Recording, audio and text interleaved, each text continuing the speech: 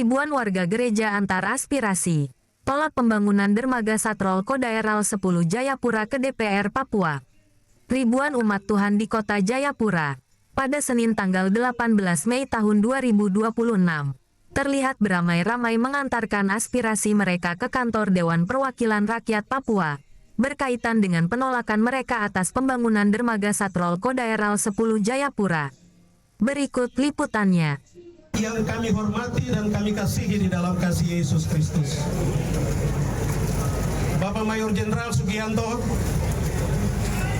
Komandan Kodaeral 10, yang kami hormati dan kami kasihi, Ibu dan Bapak sekalian, unsur pimpinan daerah Provinsi Papua yang berkenan hadir dalam kegiatan kunjungan pastoral Gereja Kristen Injili di Tanah Papua dan semua denominasi gereja yang lain dalam rangka menyikapi kebijakan pemerintah dalam hal ini Tentara Nasional Indonesia untuk membangun dermaga, memperluas dermaga Porasko yang beririsan langsung dengan Gereja Pengharapan Jayapura yang adalah salah satu dari gereja GKI di Tanah Papua.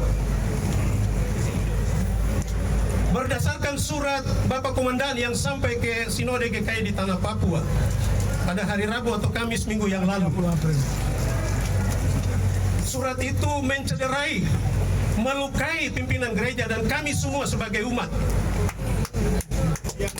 Karena itulah kami datang pada hari ini. Izinkan kami untuk bercerita sedikit. Bapak Jenderal yang saya hormati, hari ini 31 tahun yang lalu, persisnya tahun 1995, Lantama 5 di sebelah Gereja Pengharapan berencana untuk membangun dermaga.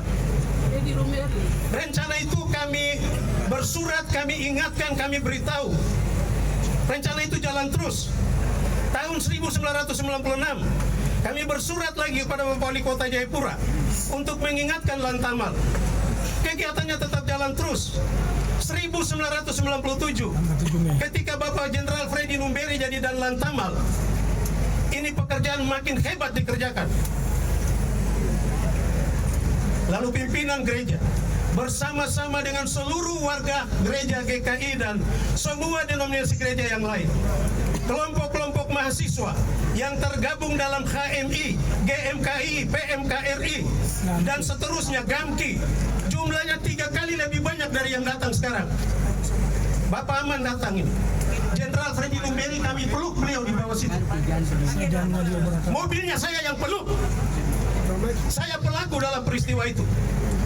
Saya yang peluk mobilnya untuk mengamankan beliau. Singkat cerita, pada tanggal 10 bulan Mei tahun 1997, pemerintah Provinsi Irian Jaya waktu itu Bapak Yaakob Tipi Gubernur menindaklanjuti aspirasi kami di kantor ini, mengundang semua pihak kita kumpul di kantor gubernur. Lalu keluarlah keputusan resmi, dermaga itu dihentikan untuk seterusnya dan untuk selama-lamanya, tidak dibangun lagi. Ini 30 tahun yang lalu. Izin Jenderal, mohon maaf dari kaki sampai kepala. Jenderal punya anak buah yang datang tidak tahu sopan sama sekali, tidak tahu menghargai lembaga keagamaan. Sebelum ada lembaga-lembaga lain di tanah ini, gereja lebih dulu. Gereja lebih dulu. Gereja membuka peradaban, gereja membuka jalan, gereja membuka keterselesaian. Barulah semua komponen masuk di dalamnya. Gereja ini bagian integral dari tata kelola bangsa dan negara ini. Lembaga keagamaan yang di dalamnya ada gereja mesti mendapatkan penghormatan dari semua pihak. Siapapun harus menghormati lembaga keagamaan. Karena itu negara ini punya menteri agama sendiri. Karena agama penting bagi negara ini. Ini peristiwa 30 tahun yang lalu, Bapak. 31 tahun yang lalu. Gereja di sebelah itu setelah peristiwa itu punya hubungan baik sekali dengan Angkatan Laut. Ada kapal-kapal perang masuk menurunkan pasukan segala macam. Silakan pakai areal gereja itu. Taruh trek-trek yang besar-besar, taruh senjata-senjata, taruh semua. Kenapa hari ini Bapak bikin kacau semua kebersamaan ini? Kenapa hari ini Bapak tidak ada? Minta maaf, Ibu dan Bapak pimpinan mesti paham barang ini. Mesti tahu barang ini. Tahu itu. Tenang. Mesti tahu barang ini. Ini bukan cerita baru. Ini cerita sudah 31 tahun yang lalu. Gereja ini bergumul. Gereja ini berusaha. Gereja ini melakukan segala cara. Seakan-akan pemerintah ini mata buta. Tidak mau dengar. Tidak mau lihat pada kenyataan-kenyataan lain yang sudah ada. Izin Bapak Jenderal, tahun 1996 keluar 2 keputusan menteri, 1 peraturan pemerintah. Keputusan Menteri Dalam Negeri nomor 6 tahun 96, Keputusan Menteri Perhubungan nomor 8 tahun 96, Peraturan Pemerintah nomor 7 tahun 96. Kawasan ini adalah kawasan kepelabuhanan. Saya ulang Pak, kawasan kepelabuhanan. 3 dasar hukum Bapak, 2 keputusan 2 SK Menteri, 1 keputusan peraturan pemerintah. Bapak tahu peraturan pemerintah itu dibuat oleh beberapa menteri jadi 1.